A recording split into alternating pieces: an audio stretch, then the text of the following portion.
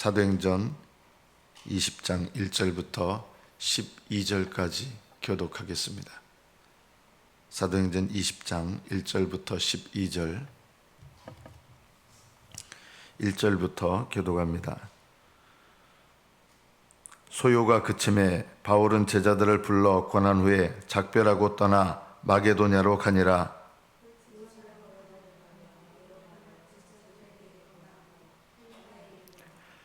거기 석 달 동안 있다가 배 타고 수리아로 가고자 할 그때에 유대인들이 자기를 해하려고 공모함으로 마게도냐를 거쳐 돌아가기로 작정하니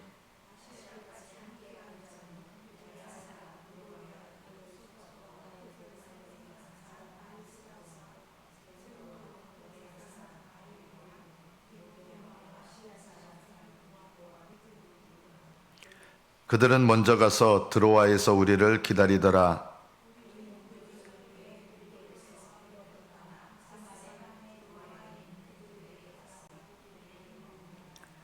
그 주간의 첫날에 우리가 떡을 때려 하여 모였더니 바울이 이튿날 떠나고자 하여 그들에게 강론할새 말을 밤중까지 계속하며 유도르고아라 하는 청년이 창에 걸터 앉아있다가 깊이 졸더니 바울이 강론하기를 더 오래 하며 졸음을 이기지 못하여 3층에서 떨어지거늘 일으켜보니 죽었는지라.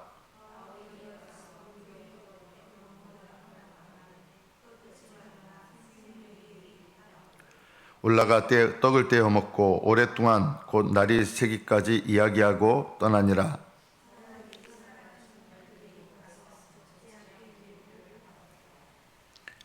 여기까지 받들어 읽겠습니다.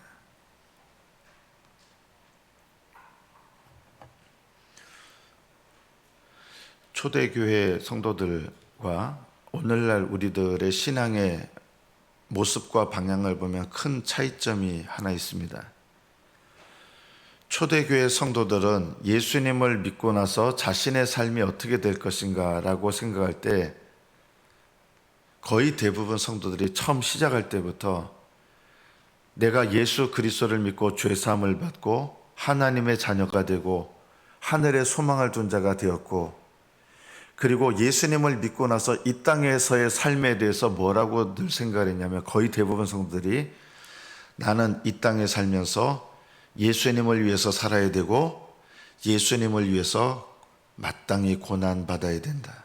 그리고 이 고난을 끝까지 견뎌내고 승리해서 하나님께서 나에게 약속하신 영원한 생명, 그리고 하늘의 영원한 소망을 내가 누리는 것, 이것이 초대교회의 당연한 신앙생활의 방향이고 색깔이었습니다.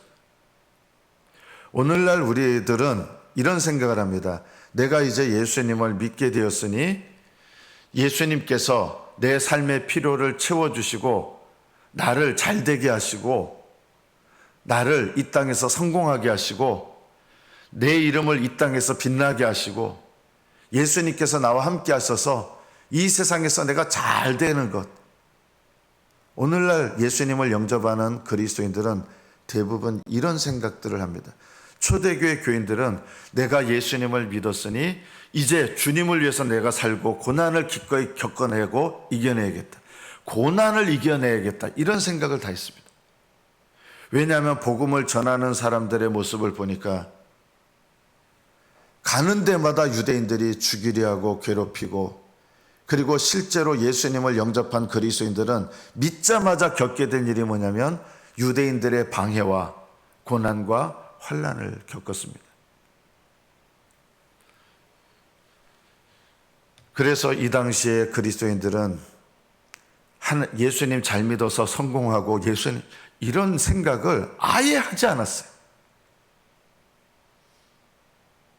오늘날 그리스도인들은 예수 믿으면 잘 되고 성공하고 자녀가 잘 되고 형통하고, 초대교회 교인들은 예수님을 믿는 것 때문에 이런 일이 일어난다는 생각을 아예 안 했어요. 예수님을 믿음으로 내가 고난을 받게 된다. 그렇지만 이 고난을 끝까지 이겨내리라. 이 고난을 이겨낼 수 있는 힘을 주십시오. 이런 신앙의 모습이었습니다. 3절에 보면 바울 사도가 헬라에 이르렀는데 거기에 석 달 동안 있다가 배를 타고 수리아라는 곳으로 또 이제 선교지를 이동합니다. 근데 그때 유대인들이 자기를 해하려고 공모함으로 배를 타고 가려던 계획을 육로로 가려고 하는 계획으로 바꾸게 됩니다. 이것에 대해서 뭐 이런 것이 당연하다고 여기는 거예요. 유대인들이 죽이려고 공모하는 거예요.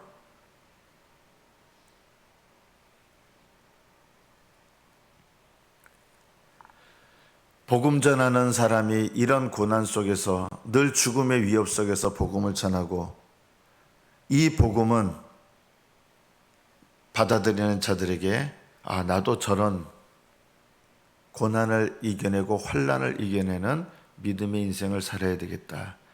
시작부터 이렇게 시작한 거예요. 내가 예수님을 믿고 이 세상에서 성공하고 이 생각이 끊어지기 전에는 초대교회 교인들과 같은 신앙을 갖기조차 어렵습니다. 그래서 우리는 조금만 삶의 어려움이나 고난을 당하면 하나님 왜 내가 이런 고난 겪어야 됩니까? 이런 마음이 나오죠. 초대교회 교인들은 고난을 겪는 게 당연하고 뭘 기도했느냐? 하나님 고난을 이겨낼 힘을 달라고. 이 고난 속에서 나를 지켜주시옵소서. 이게 초대교회 교인들의 기도의 모습이에요. 우리들은 고난이 오면 어떻게 됩니까? 하나님, 제가 왜 이 고난을 겪어야 됩니까? 이 고난이 물러가도록 도와주십시오. 기도가 벌써 다르잖아요. 초대교회 교인들은 고난을 이겨내도록 힘을 주십시오 기도하는데 우리는 고난이 떠나가도록 도와주십시오. 기도가 다른 거예요. 그러니까 오늘날 그리스도인들은 아무리 신앙생활을 해도 초대교회 교인들의 신앙에 그 은혜로 들어가기가 그래서 어려운 것입니다.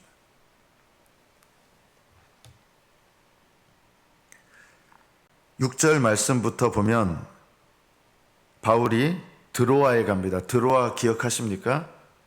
예전에 이제 드로아에 있을 때 환상을 보게 됐죠. 마게도냐 사람 하나가 드로아 우리에게로 와서 우리를 도우라.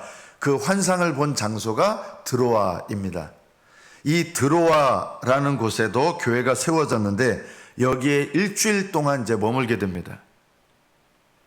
사도 바울은 이 드로아 교회를 방문한 것이 이제 마지막이라는 것을 아는 거예요. 그래서 일주일 동안 여기에서 뭘 전해주고 싶었겠어요? 이 당시에는 신약 성경이 없잖아요. 그리고 구약 성경도 제대로 없어요. 여러분들처럼 성경을 한 사람이 하나씩 갖고 있는 때가 아니에요. 그러니까 하나님의 말씀, 예수 그리스도의 복음을 증거하려고 일주일 동안 일주일 시간밖에 없는 거예요. 그러니까 성도들이 모여서 이제 일주일이 지나서 주일날이 됐어요. 우리로 말하면 주일날이 된 거예요. 그 다음 날이면 다른 곳으로 떠나야 되는 거예요. 그러니까 이 주일날 떡을 때려 함께 모인 거예요. 우리는 1년에 4번 이제 성찬식 하지만 성도들은 이 당시에 모이면 항상 떡을 떼면서 그리스도 안에서 사랑과 교제를 함께 나누면서 모일 때마다 사실은 떡을 뗐거든요. 그래서 오늘날 우리가 주일날이라고 부르는 이날에 주일의 첫날에 떡을 때려 모였어요. 그런데 여기서 끝나는 게 아니라 내일 떠나야 되잖아요. 그래서 계속 말씀을 전하는데요. 밤을 새워서 말씀을 전하는 거예요. 이제 내일이면 더 이상 드로아의 성도들을 바울이 볼 수가 없는 거예요. 그리고 앞으로도 사도 바울은 자기가 이제 예루살렘에 갔다가 로마로 갔다가 이 드로아에 있는 성도들을 다시 보지 못할 거라는 걸 알았기 때문에 밤중 주일날 예배 끝나고 끝나는 게 아니라 밤중까지 계속하면서 밤을 새워서 말씀을 전하는 거예요. 얼마나 간절했습니까? 그리고 성도들도 하나님 말씀을 듣는 게 너무 간절했기 때문에 밤을 새워서 말씀을 듣는 거예요. 말씀 전하는 것을 가르치는 것을 밤중까지 계속했습니다. 아마 이렇게 설교를 듣는 스타일이 아니라 우리 스타일로 보면 안 돼요. 아마 바울이 있었고 주변에 사람들이 가득 이렇게 몰려들었었고 이런 예배 좌석도 없어요. 조그만한 방에 사람들이 들어와 있는 성도들이 가득 아마 찼을 거예요. 어디에 모였냐면 3층에 모였습니다. 여러분, 우리가 성경을 읽을 때 이런 오해들을 좀 하는데, 요즘 우리가 생각하는 아파트 3층 같이 생각하는데, 이 당시에 로마라든가 다른 도시에 이 집 지을 공간이 부족하니까 이 3층으로 집을 지었는데 물도 아예 안 나오는 거예요. 옛날에는 당연히 형광등 그런 거 없어요. 그리고 3층에 사는 사람들을, 요즘에는 1층 사는 사람이 싫어하잖아요. 아파트 살면 1층 싫어하고 그러는데, 1층에 사람들이 그나마 좀 여유가 있고 3층에 사는 사람들 물도 안 나오거든요. 물이 없어요. 그래서 가난한 사람들이 3층에 사는 거예요. 넓은 이런 요즘 말하면 이렇게 상가 건물은 비교도 할 수 없는데 3층으로 된 건물에 3층에 누가 사냐면 가난한 사람들이 사는 거예요. 이 윗다락이에요. 밤중까지 계속 하니까 뭘 켭니까? 요즘처럼 무슨 형광등이 들어오는 게 아니에요. 뭘 켜요? 싸구려 기름을 가지고 불을 밝히는 거예요. 그러니까 값싼 걸 갖고 태우니까 뭐가 많이 나옵니까? 끄름이라든가 이런 게 많이 나오죠. 3층에 수많은 사람이 밤에 앉아 있는 상태에서 불을 희미하게 켰는데 그 끄름이라든가 거기서 나오는 이 이산화탄소 같은 거 나오잖아요. 그럼 방에 뭐가 없어집니까? 산소가 없어지죠. 저는 이제 이 유두고라고 하는 청년의 이야기가 나오는데, 가끔 말씀을 전하다가 어떤 분들이 이래요. 설교 시간에 졸면 유두고처럼 된다고. 그게 아니에요. 그렇게 말씀을 하면 너무 이게 마음이 아파요. 이 유두고라고 하는 사람은 아마 노예였을 가능성도 있고, 노예가 아니더라도 일을 하는 청년이었을 거예요. 그래서 낮에 계속 일하다가 바울 사도의 이 말씀을 들으려고 하는데 왜 창가에 걸터 앉았습니까? 낮에 계속 일한 상태에서 밤을 새우게 된 거예요. 말씀을 듣느라. 그런데 이 실내 공기가 어때요? 수많은 사람이 있고 실내 공기가 탁한 상태에서 계속 말씀을 들으니까 몸이 피곤한 상태에서 졸리죠. 그래서 산소를 받으려고 창가 쪽에 가서 너무 졸린 거예요. 사실은요. 아무리 그 말씀이 은혜가 돼도 낮에 계속 일하다가 밤새워서 말씀을 듣고 희미하고 캄캄한 가운데서 등불 하나 켰는데 어두컴컴해요. 여전히. 그 실내 공기는 안 좋고 사람들 뿜어대죠. 호흡을. 그러니까 정신을 차리려고 창가에 걸터 앉은 거예요. 말씀을 사모하는 사람이었지만 너무나 육신이 피곤한 가운데서 그 말씀을 놓치지 않으려고 창가에 앉은 거예요. 그냥 일부러 졸려 그런 게 아니고. 그런데 육신이 너무 피곤해서 밤새서, 사도 바울도 당장 내일 떠나니까 내일 걸어가야 될 사람인데 너무너무 마음이 간절하니까 밤을 새워서 말씀을 전하는 거예요. 이 유두고란 청년도 어떻게든 이 말씀을 들으려고 애를 쓰는 거예요. 정신을 차리고 들으려고 애쓰는 거예요. 너무 귀한 말씀이고 다시는 이 바울 사도의 말씀을 들을 수가 없으니까. 그래서 정신을 차리기 위해서 창가에 앉은 거예요. 근데 거기서 순간적으로 정신을 잃으면서 떨어져 죽은 거예요. 기절한 게 아니라 죽었어요. 그냥 설교 시간 듣는데 설교 시간에 졸고 이거를 얘기하는 게 아니에요. 정말 간절한 마음으로 이 청년이, 아니었으면 벌써 아예 오지도 않았겠죠. 이 청년이요. 그만큼 간절함이 있었던 거예요. 사람들도 내일 바울이 떠나는데 밤새 말씀을 듣고, 여러분 이 환경이 어떻습니까? 정말 최악의 환경이에요. 말씀을 듣는데 사람들이 그 조그만 방 안에 완전히 몸을 움직일 수도 없을 정도로 이렇게 있는 상태에서 밤새워 말씀 듣고, 저는 우리들이 이 훈련을 좀 했으면 좋겠다. 우리는 이 초대교회 이 성도들보다 예배드리는 환경이 나쁠 수가 없습니다.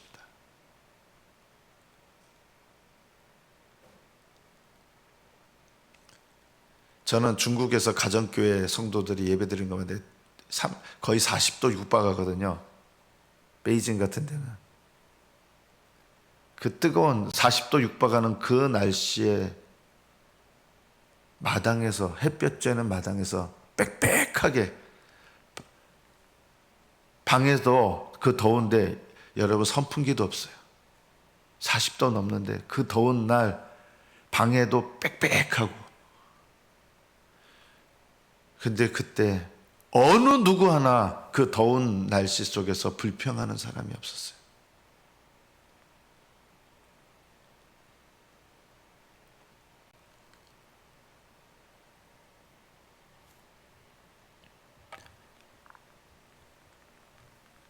제가 중국에서 사역을 할 때 저희 아파트가 28평이었습니다. 거기에 이제 청년들 금요일 날 모임을 하는데 40명 넘게 그 방 안에서 집회를 했어요. 28평 아파트에서 40명이 넘게 집회를 하는데 진짜 완전히 몸이 다닥다닥 붙어가지고 움직일 수도 없어요. 그런데 제가 여태까지 예배 드렸던 중에서 그때가 제일 신령한 예배를 드렸습니다. 청년들도 찬송을 하는데요. 기타 한 대밖에 없어요. 찬송을 하는데 찬송 소리가 새 나가면 안 되잖아요. 그 당시에 이제 중국 공안한테 신고를 하니까, 중국 경찰한테 신고하면 이제 붙들려 가야 되니까 청년들이 그 빽빽한 곳에서 찬송하라는데 소리가 안 커질 수가 없어요.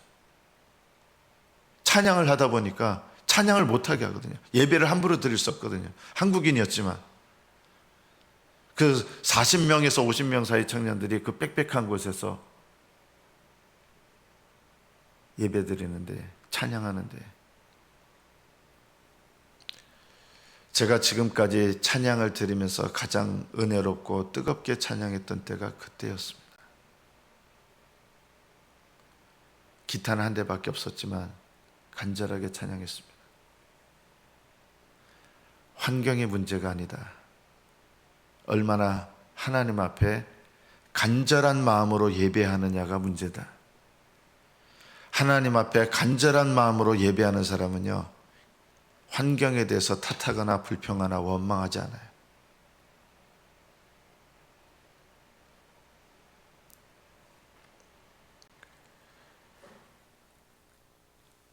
중국 사람들은 하나님의 말씀을 배우려고 한국에서 선교사님들이 오면 겨울에 정말 추운데 불도 아무것도 없어요. 불이 진짜 아무것도 없는 곳에서 사람들의 눈을 피해서 몇 날 며칠을 교육받고 그랬어요. 불이 뜨거운 것도 없는데 아무도 불평하지 않아요. 조금이라도 더 배우려고. 그런 간절함이 있으니까 기도 응답의 역사들이 일어나고, 오히려 그런 어려운 환경에서 복음의 능력이 나타나더라고요.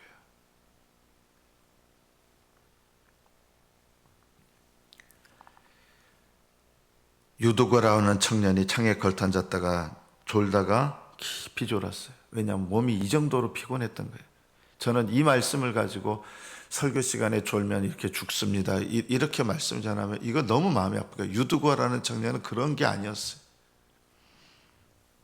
바울이 내려가서 그 위에 엎드렸습니다.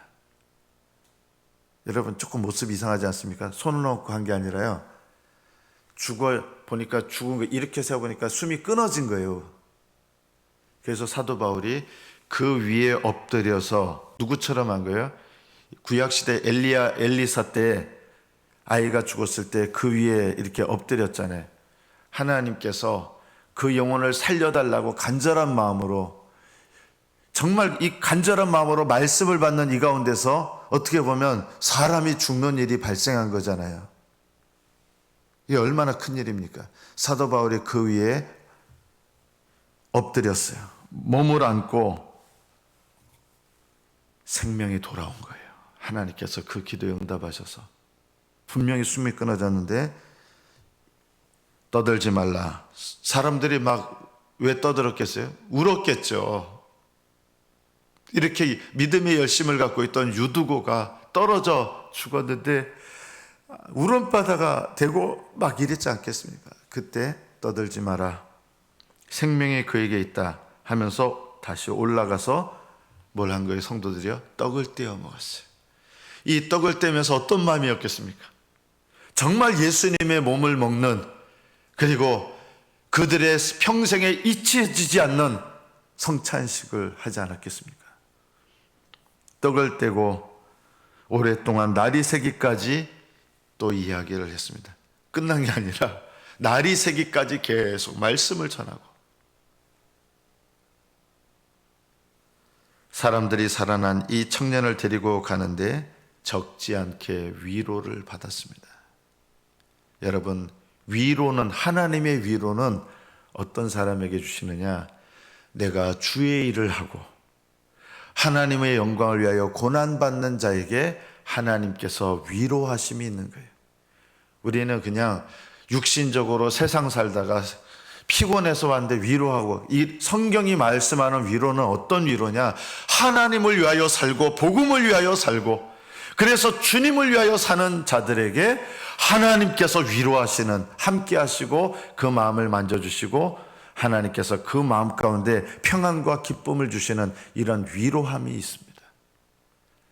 저는 저와 여러분에게 이런 하나님의 위로가 있기를 축복합니다. 이 위로는 누구에게 있습니까? 애통하는 자는 복이 있나니 그들이 위로를 받을 것이기 때문이다. 하나님 앞에 내 영혼을 위하여, 다른 사람의 영혼을 위하여 애통하면서 기도하는 사람에게는 위로가 있을 겁니다. 그냥 세상 살다가 힘들어서 하나님 나 위로해 주세요, 이게 아니라 하나님을 위하여 살고 주님을 위하여 살고 복음을 위하여 사는 자에게 하나님의 위로가 함께 있을 것입니다. 이 위로는 내가 너와 함께한다, 내가 너와 함께 있다, 내가 너의 수고와 함께한다, 이런 뜻입니다. 하나님의 위로가 임한다는 것은 얼마나 복된 일입니까? 하나님의 일을 감당하는 바울에게, 그리고 이 바울을 통해서 밤새워 말씀을 사모하는 이 사람들에게 오히려 큰일이 났고 애통하면서 우는 일이었는데, 하나님께서 그 모든 사람들에게 이 살아난 유두고를 통해서 위로하시는 일이 일어났습니다. 저와 여러분에게 하나님의 위로가 임하기를 축복합니다. 하나님을 위하여 사십시오. 복음을 위해서 사십시오. 그러면 하나님이 여러분과 함께 하시고 주님의 이름을 위하여 여러분의 인생을 드렸을 때 하나님께서 여러분의 삶과 함께 하시고 영원한 위로로 여러분에게 갚아 주실 것입니다. 하나님의 위로가 날마다 임하는 복된 믿음 되시기를 축복합니다. 기도하겠습니다.